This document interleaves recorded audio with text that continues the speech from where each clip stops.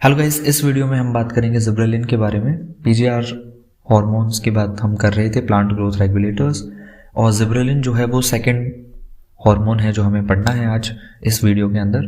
तो चलिए बात करते हैं सबसे पहले इसकी कुछ प्रॉपर्टीज़ के बारे में। तो ये भी कैसा हार्मोन है? एसिडिक। और इसके प्रीकर्सर कौन है? टर्पीन्स जो हैं वो इसके प्रीकर्सर होते हैं। तो बात करते हैं सबसे पहले इसकी डिस्कवरी। तो डिस्कवरी जहाँ तक है तो डिस्कवरी काफ़ी ज़्यादा सिंपल है। तो जापान के अंदर राइस प्लांट्स के अंदर एक चीज़ नोटिस करी कि कुछ राइस प्लांट्स लेंथ में बहुत ज़्यादा थे, मतलब बाकी प्लांट्स के कंपैरिजन में कुछ प्लांट्स की लेंथ बहुत ज़्यादा थी। तो ई कुरोसावा नाम के साइंटिस्ट ने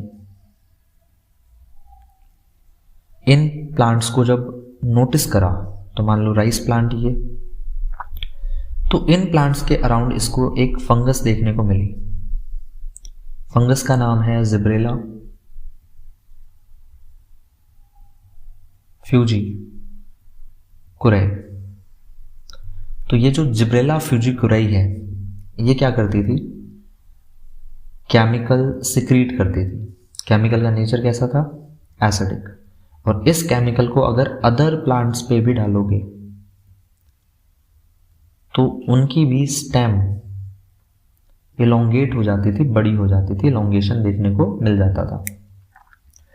तो ये केमिकल एसिडिक नेचर में था और जिब्रेला फ्यूजिकुराई से रिलीज हो रहा था। इस केमिकल को आगे चलकर नाम दे दिया गया जिब्रेलिक एसिड यानी GA। आज की डेट में टोटल GA लगभग 100 से ज़्यादा अवेलेबल हैं, जिनमें से GA3 फॉर्म जो है वो मोस्ट स्टडीड फॉर्म है और फर्स्ट डिस्कवर यही हुई थी, फर्स्ट डिस्कवर्ड फॉर्म है। अच्छा, जो ये राइस प्लांट्स हैं ये लेंथ में बढ़ते जा रहे थे। इस कंडीशन को उन्होंने बोला कि ये फुलिश हैं, बेवकूफ़ हैं। तो इस बीमारी को नाम पड़ गया फुलिश सीडलिंग। फुलिश वर्ड का जापानीज के अंदर ट्रांसलेशन होता है बेकन। तो फुलिश सीडलिंग तो हो गया इंग्लिश के अंदर और बेकन हो गया जापानीज में। तो इसे बेकन डिजीज भी बोल देते हैं जापानीज में। तो फुलिश सीडलिंग बोल लो या फिर बेकन बोल लो, एक ही बात है। चलिए अब बात करते हैं फिजियोलॉजिकल इफेक्ट की। तो जो फिजियोलॉजिकल इफेक्ट हैं इस हार्मोन के वो काफ़ी ज़्यादा सिंपल है। सबसे पहले तो जिब्रेलिक एसिड जो है वो इलोंगेशन करवाता है नोड्स का। इलोंगेशन ऑफ मतलब नोड के बीच में ये जो स्पेस है जिसे आप इंटरनोड बोल देते हो, तो नोड को बेसिकली एक दूसरे से दूर करवा देता है। यानी आप कह सकते हो कि इलोंगेशन करवा दिया इसने इंटरनोड का। तो नोड एक दूसरे से दूर हो गई। ये नोड है, ये भी एक नोड है, और बीच में ये जो है इंटरनोड, इसको बढ़ा दिया, इंक्रीज करवा दिया, इलोंगेशन ऑफ इंटरनोड। अगर फ्लावरिंग से पहले ये काम हो, फ्लावरिंग से पहले ये काम हो तो इसे बोलते हैं बोल्टिंग। तो इंटरनोड इलोंगेशन बिफोर फ्लावरिंग कहलाता है बोल्टिंग। किस में यूज कर सकते हैं? शुगर केन के खेती में ये यूज किया जा सकता है, क्योंकि शुगर केन के अंदर मान लो ये शुगर केन की स्टेम है, ये नोड है, ये नोड है, और ये इंटरनोड अगर इंक्रीज हो जाती है साइज में तो आप कह सकते हैं कि प्रोडक्शन जो है वो इंक्रीज हो जाएगा, क्योंकि इंटरनोड वाले पोर्शन में ही यहाँ पे वो टिश्यू होता है जिसमें शुगर स्टोर है।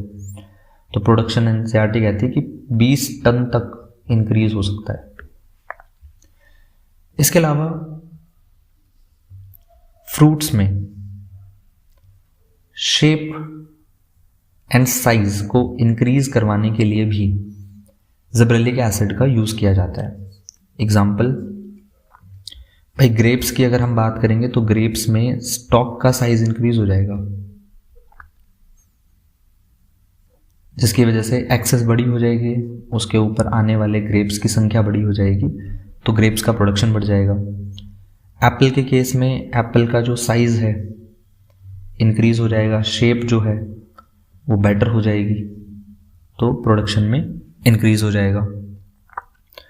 तो ये बेसिकली शेप और साइज इंक्रीज करने के लिए फ्रूट्स के कंडीशन में हम जिब्रेलिक एसिड का यूज़ कर सकते हैं।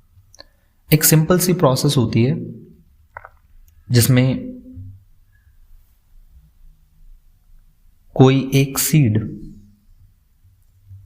जब वो प्लांट बनता है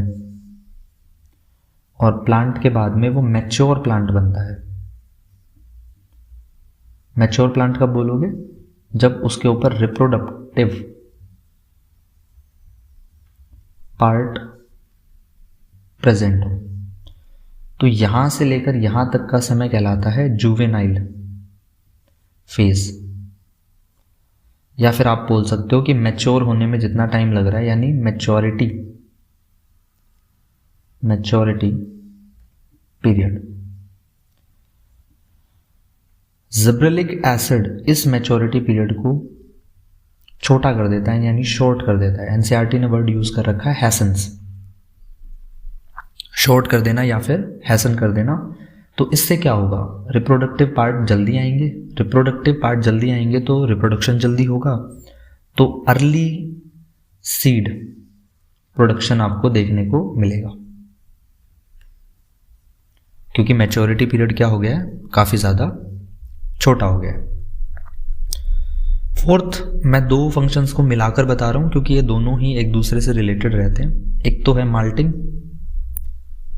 और एक है सीड डोरमेंसी को ब्रेक करना। नाउ माल्टिंग ब्रूविंग के टाइम पे किया जाता है। ब्रूविंग मतलब आपको अल्कोहल वगैरह बनानी है, उसकी ब्रूवरी में बेसिकली आप जिब्रेलिक एसिड का यूज कर सकते हो। और सीड डोरमेंसी कैसे ब्रेक होती है? तो मान लो एक सीड है, इसमें ये एम्ब्रियो है, ये एंडोस्पर्म है, इस एंडोस्पर्म में स्टार्च है। अब अगर मुझे इस सीड से शराब यानी अल्कोहल बनानी है तो ये स्टार्च मेरे काम का नहीं है, मुझे स्टार्च को पहले माल्टोज में कन्वर्ट करना पड़ेगा और इस माल्टोज से मैं अल्कोहल बना सकता हूं।